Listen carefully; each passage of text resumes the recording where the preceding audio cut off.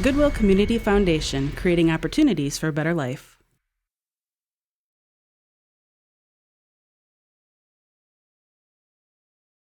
When you're working on a multi-page document, sometimes you may want to have more control over exactly how the text flows, and breaks can be very helpful in those cases.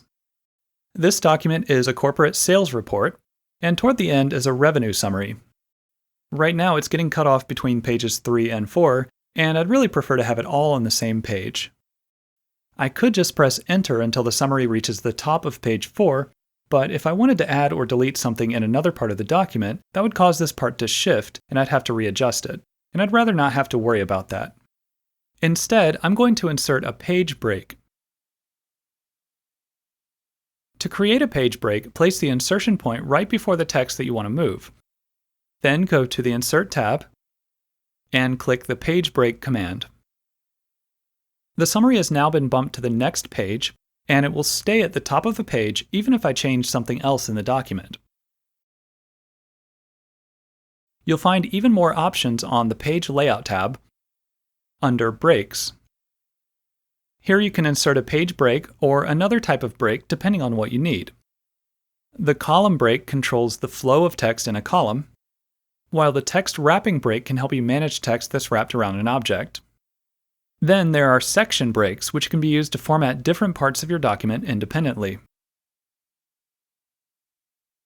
Section breaks create a barrier in your document rather than a page break. They let you decide where certain types of formatting begin and end, including columns, page numbering styles, page orientation, and more. In this example, I'd like to separate this paragraph from the two columns you see here. So I'm going to place the insertion point in front of the paragraph, and then click Breaks. Next Page is a type of section break that will move the section to a completely different page, which isn't what we want. Instead, we'll choose Continuous so it stays on the same page as the columns. Now the text can be formatted separately.